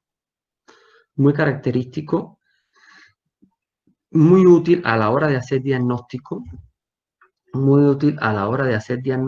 y además de eso es extremadamente ágil, o sea, extremadamente ávido cuando existe, porque no aparece en todos los casos. No significa que todos los pacientes que tengan patologías respiratorias y que se asocien a la punta de costado van a tener un dolor con estas características. O sea, no siempre, en todos los pacientes no van a ver los cuadros clínicos típicos que ustedes van a ver en clase o van a leer en los libros. Hay pacientes que tienen todos los síntomas, hay pacientes que tienen partes de los síntomas, hay pacientes que tienen muy pocos síntomas. ¿Bien? No significa de que sea exactamente así, ¿ok? Pero sin embargo, cuando aparece es muy característico porque es un dolor realmente intenso, es un dolor muy dirigido, ¿verdad? Y que realmente da las características exactas como lo describe la literatura. Sin embargo, la neuralgia, ya sea frénica o intercostal, es un dolor digamos que más difícil de controlar desde el punto de vista terapéutico y sobre todo es un dolor más tardío. O sea, porque cuando esta neuralgia aparece, normalmente se asocia a enfermedades muchas veces crónicas o enfermedades más difíciles de controlar porque se asocian a procesos virales de tipo de largas evoluciones. Por ejemplo, cuando hablamos de dolor en punta de costado es un dolor que se localiza en una región determinada.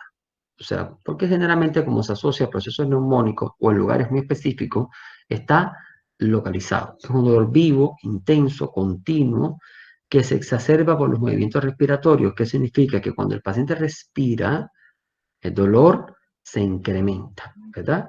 Se incrementa por la tos, se incrementa por la presión ejercida a ese nivel, solo a ese nivel, no en el resto del tórax, ¿bien? Es muy intenso y es tan intenso que se acompaña de una polipnea antálgica. ¿Qué cosa es polipnea antálgica? Es cuando el paciente viene respirando con inspiraciones muy superficiales para que le duela menos. ¿Bien? Son respiraciones superficiales. Eso es polipnea antálgica. ¿Bien? Eso es algo muy importante que lo tengan en cuenta. Ahora, cuando ustedes presionan el tórax de forma general, si el dolor es un dolor osteoarticular, al paciente le duele todo el tórax, o sea, porque usted moviliza toda la caja torácica. Pero el dolor en punta de costado solamente duele en el lugar donde está la punta de costado. Si usted toca, por ejemplo, el otro hemitórax o presiona el otro hemitórax, no le duele, no se incrementa el dolor. ¿Bien? ¿Cuáles son las enfermedades que aparecen en la punta de costado? Y ese es el objetivo de conocer los síntomas en detalle. Cuando yo identifico un síntoma, o sea, me viene un paciente a consulta, ¿verdad? Y me refiere con un dolor en el tórax y cuando le pregunto cómo es ese dolor, me describe características similares que me hacen sospechar una punta de costado, yo rápidamente empiezo a buscar en mi mente cuáles son las enfermedades que provocan punta de costado. ¿Bien? Y empiezo a pensar, ¿cuáles son? Entonces busco en mi mente, primero, neumonía. Ya, la neumonía me genera un dolor intenso en la región mamaria, puede ser, que dura de 2 a 4 días, pero se acompaña de fiebre, tos, expectoración y disnea. Entonces miro al paciente y me fijo, ¿tiene tos? ¿Tiene fiebre? ¿Tiene expectoración? ¿Tiene disnea? Si se acompaña de alguno de estos síntomas, ya yo voy pensando en una neumonía. Ahora, si el paciente tiene un dolor en punta de costado, acá, ¿verdad? Y tiene disnea súbita, ¿verdad? Y el paciente tiene mucha dificultad respiratoria, que me hace sospechar, inclusive tiene expectoración hemotoica, entonces estoy sospechando con un cuadro de embolia, si es que además de embolia pulmonar o tromboembolismo pulmonar, que es lo mismo, si es que además el paciente tiene un cuadro dramático de dificultad respiratoria. Fíjense, el mismo dolor en punta de costado en dos patologías distintas. Dos patologías distintas. ¿Bien? Pero una tiene una sintomatología acompañante y otra tiene otra sintomatología acompañante. ¿Se dan cuenta? Así es como yo empiezo a hacer diagnóstico. Empiezo a descartar según el conocimiento que tengo. Pero si no tengo el conocimiento, entonces ¿qué hago? Adivinar. Ahora, ¿cuáles son otras enfermedades que pueden generar? La pleuresía, por ejemplo, me genera un dolor en punta de costado, pero menos brusco, menos violento. Más bien es un dolor de otro tipo, que vamos a ver en más detalle en unos minutos, que puede cambiar en su localización. Bien, en neumotoras, por ejemplo, te da un dolor en punta de costado brusco, empuñalada también, desgarrador, que inmoviliza al enfermo, que se acompaña de ansiedad, disnea, pero ni hay tos, ni hay expectoración, ni hay fiebre. Fíjense cómo en neumotora se diferencia muy bien de la neumonía y del embolia, o el tromboembolismo pulmonar. ¿Se dan cuenta? Como hay diferencias entre los tres. Y el de la pleuresía es un dolor menos brusco, menos violento. Ven como las cuatro enfermedades tienen dolor en punta de costado, pero se manifiesta, ya sea el dolor de forma distinta en el caso de la pleuresía o con síntomas acompañantes diferentes en el caso de los otros tres. Y así yo puedo establecer un probable diagnóstico. Ahora, en el caso de la punta de costado subaguda, que en este caso tenemos los procesos pleurales, porque es un dolor en punta de costado, pero menos intenso. Aquí tenemos un dolor sordo, menos intenso, insidioso, que aparece en procesos de evolución lenta. ¿Bien? Que son los puntos de costado menos intensos. ¿Verdad? Y por supuesto, el dolor torácico de origen mediastínico, que en este caso son los dolores más hacia atrás, hacia la región posterior, retroesternales. Aquí tenemos neoplasias, ¿bien? Que son aquellos pacientes que tienen dolor también, parecidos a la punta de costado, son dolores torácicos, pero por supuesto son aquellos pacientes que te dicen que tienen dolor hace 15 días, tienen dolor hace 6 meses, tienen dolor hace varios meses, etcétera, pero eso significa que son dolores mucho más tardíos. Entonces, por lo tanto, eso implica de que los dolores son posteriores, porque nadie que tenga un dolor de meses puede tener un dolor, por supuesto, ya sea ni de tromboembolismo pulmonar, ni de neumonía, ni de neumotórax.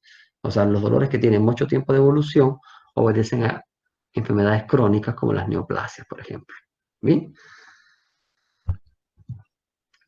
Disnea, como otro de los síntomas, y por supuesto es un síntoma muy, muy importante, con el que ustedes tenían muchas dudas cuando vimos el famoso cuadro clínico, que tenían muchas dudas si poner disnea de fueso, si ponían disneas de muchos tipos, si ponían disneas de una cosa o de otra. Bien.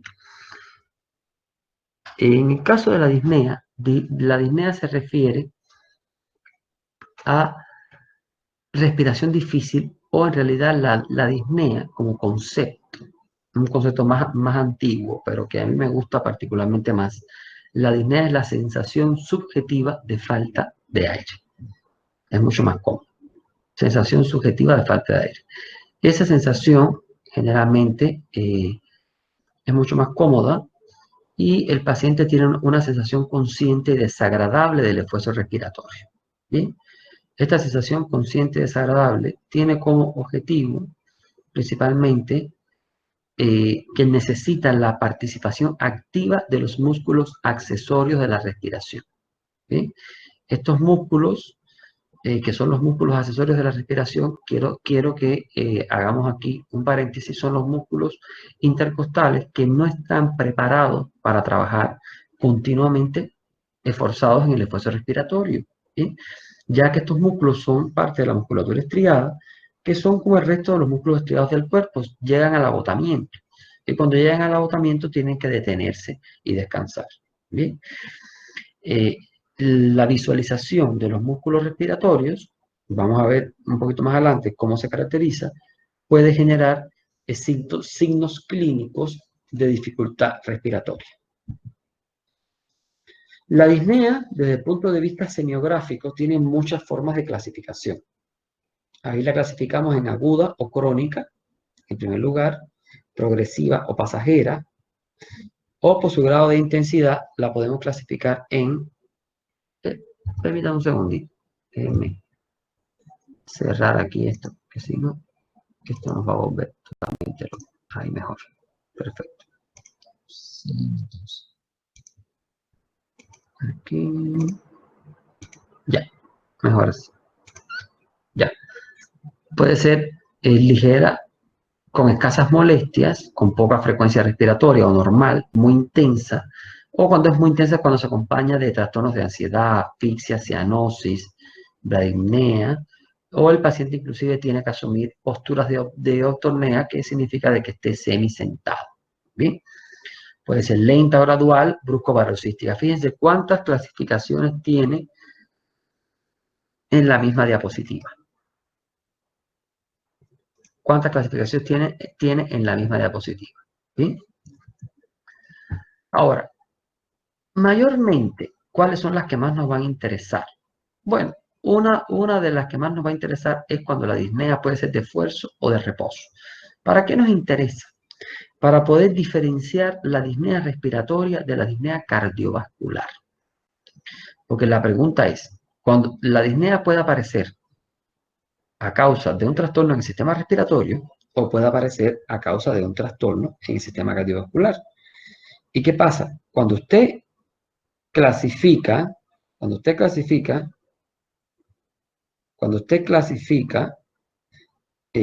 o cuando la ve, cuando ve la disnea en ambos casos, usted a simple vista,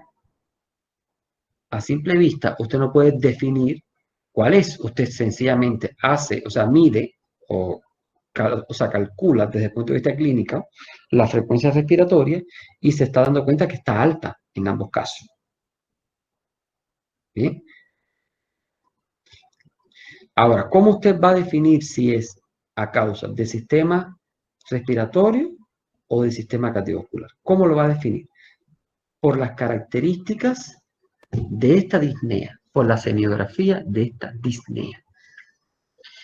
Cuando hablamos de una disnea que se modifica en función del esfuerzo o del reposo, normalmente estamos hablando de una disnea del sistema cardiovascular. ¿Sí? Porque el sistema cardiovascular es un sistema que tiene como característica fundamental de que cuando el paciente está en reposo, tolera,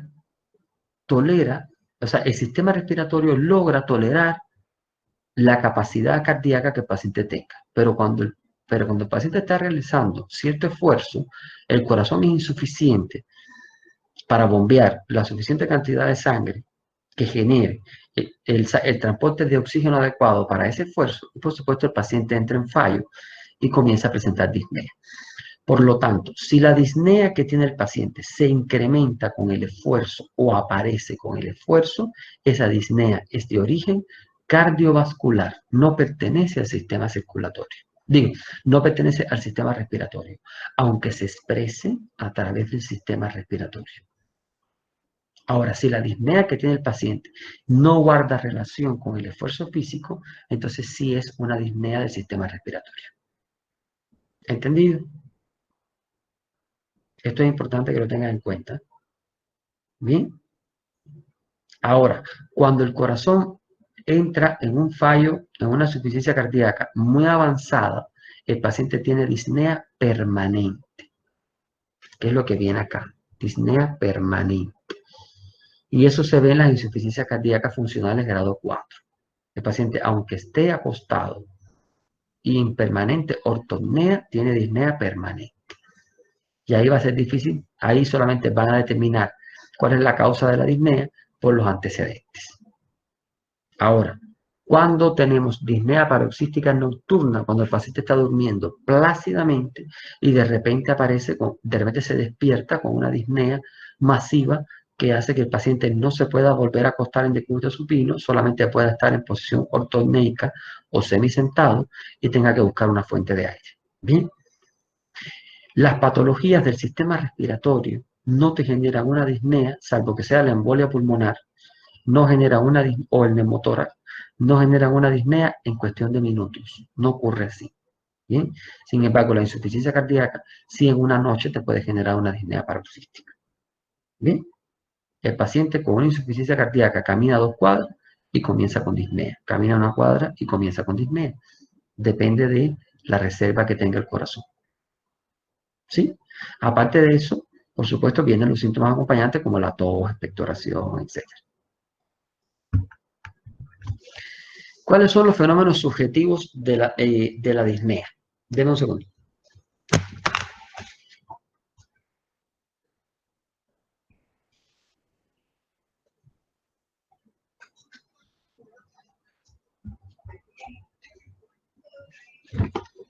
Listo, ya está aquí. ¿Cuáles son los fenómenos subjetivos de la disnea? Que me puse al revés. Está bien. Ya. Los fenómenos subjetivos de la disnea, en primer lugar, tenemos la percepción del acto respiratorio. ¿Qué cosa es la percepción del acto respiratorio? Cuando el paciente está consciente de que está respirando. Normalmente ustedes no se dan cuenta que están respirando, ¿verdad? Ustedes respiran y no están contando con qué frecuencia está respirando, ¿cierto? No lo están contando. Pero cuando el paciente tiene falta de aire, hola, ¿me oye? ¿Cuál es la relación entre la disnea y la hiperventilación de la acidosis respiratoria? No, me ha hecho una pregunta que es como para una clase entera. A ver, en la acidosis respiratoria, el paciente tiene un incremento, digamos que una disminución del ya. Lo que está pasando con la disnea es que con la hiperventilación, lo que se está intentando es incrementar, disminuir los niveles de CO2 con el objetivo de que el paciente entre en una alcalosis. O sea, cuando el paciente empieza a hiperventilar, hiperventila, ¿ya? Recambia demasiado rápido el aire que está el aire alveolar.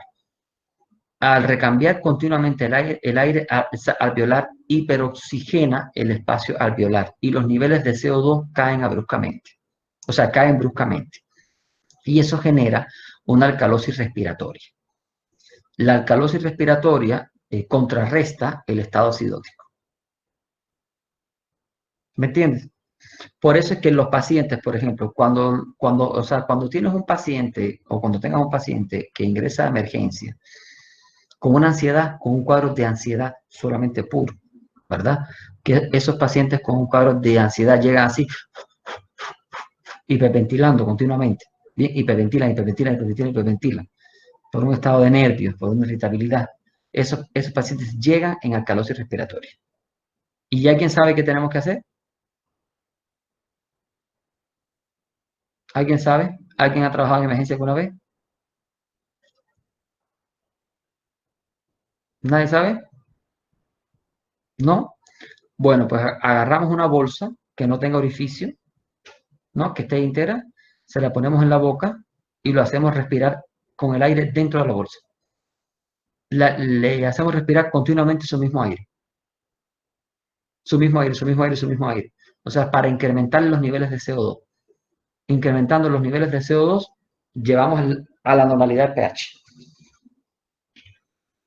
¿Me entiendes? Es esto que tiene en la bolsa de emergencia en avión, que se dice que es oxígeno, en la verdad es para que se respire el mismo aire y se mantenga calmo y no hiperventile. Bueno, bueno, hijo, yo pienso que eso tenga oxígeno en el avión. Nunca me he puesto a pensar eso. Yo supongo que eso tenga oxígeno. Supongo que tenga oxígeno. No, esto es para que las personas se mantengan calmas en la despresurización y no se cree más pánico. Ah, bueno, en realidad eso, en realidad sí, estoy seguro que la concentración de oxígeno que eso tiene debe ser la concentración de oxígeno y CO2 sí debe ser controlada. Debe ser controlada porque viene de un tanque especial, ¿no? Pero gracias a Dios nunca me ha caído una mascarilla de eso. Porque el día que me caiga yo no sé por lo que me dé. Nunca me ha caído delante, pero no tengo idea de cómo será, ¿no? Pero si les pasa en emergencia eso, que les va a pasar, porque cuando trabajan en emergencia estoy seguro que les va a suceder. Lo que se hace es eso, preferentemente se usan unas bolsas que son como de papel y se les pone a respirar dentro de la misma bolsa y se equilibra. Porque ¿qué pasa? Estos pacientes cuando llegan, o sea, como llevan rato hiperventilando, entonces generalmente vienen con un familiar gritando que manipulan frecuentemente. Entonces, estos pacientes como empiezan a hiperventilar, la alcalosis respiratoria que genera, el primer síntoma que les genera es mucho vértigo. Entonces llegan con mucho mareo, vértigo. Entonces no tienen que comenzar poniéndole ninguna inyección, ninguna vía, ni nada para el vértigo, nada de eso. Pónganlo a respirar un aire secuestrado, que es como se llama. Un secuestro de aire y automáticamente, en unos minutos le empieza a pasar el cuadro. Y después, bueno, vean cuál es la causa, ¿no? Si fue que el novio la dejó o la novia lo dejó, no sé qué es lo que sucede. Bueno, seguimos aquí. Les decía con respecto a la percepción consciente del acto respiratorio. El paciente que viene con dificultad respiratoria casi que viene contando las veces que respira. O sea, porque está consciente que le falta el aire y viene casi que contando las veces que está respirando. O sea, está consciente que tiene que hacer un esfuerzo para respirar. ¿Bien? Después viene la falta de aire, obviamente que la tiene clara, la respiración corta, la sensación de ahogo, puede sentir peso u opresión en el tórax. Es por eso que a veces te dice el paciente que se fatiga, así lo menciona, como que se fatiga, ¿bien? Y sensación de constricción en la garganta. Fenómenos objetivos, en vivo y en directo. Aquí tenemos la taquipnea o polipnea, que son las representaciones clínicas, o sea, son signos, el incremento de la frecuencia respiratoria, o la bradipnea, que es la disminución de la frecuencia respiratoria. Mucho cuidado entre la relación entre taquipnea y bradipnea, ¿ya? Mucho cuidado. Porque el paciente que puede estar haciendo una taquipnea, cuando va a hacer paro respiratorio, numéricamente tiene que pasar por la bradipnea. ¿A qué me refiero? El paciente tiene 50 de frecuencia respiratoria, y cuando va a hacer paro, empieza a bajar la frecuencia, baja. Y en ese momento ustedes ven el monitor y como ven que está en 20, dicen que bien, ya mejoró. Y en unos minutos está en 5 y paró. Entonces, mucho cuidado, ¿ya? O sea, cuando ya empieza a bajar la frecuencia respiratoria, tiene que estar un rato cerca de él para verificar si es estable ese descenso de la frecuencia respiratoria. Si se va a mantener estable o sencillamente va a desaparecer, ¿no? O va a parar, mejor dicho. La alteración en los tiempos de la respiración es otro de los temas. Si la disnea es de tipo inspiratoria o expiratoria, esto es importante, ¿bien? Si la disnea es en el momento de la inspiración o en el momento de la expiración, ¿bien?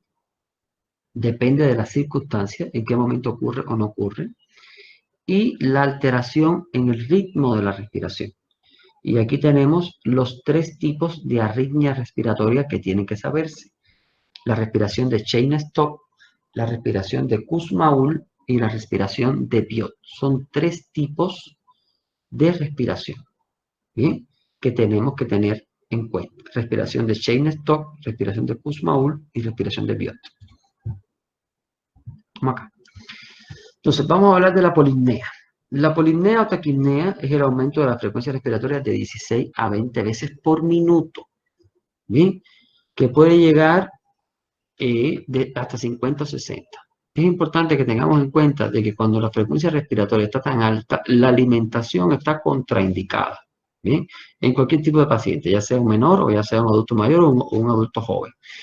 En el caso de que tengan que alimentar al paciente porque no quede otra opción, es importante de que, de que ustedes coloquen una sonda, ¿bien? Deben colocar una sonda nasogástrica, ya sea una sonda una sonda de alimentación, una sonda K108, lo que sea que vayan a colocar. ¿Por qué razón tienen que colocar una sonda? Debido a que si intentan alimentar al paciente mientras tenga una respiración tan elevada, el paciente se puede broncoaspirar o hay pequeñas cantidades de alimento que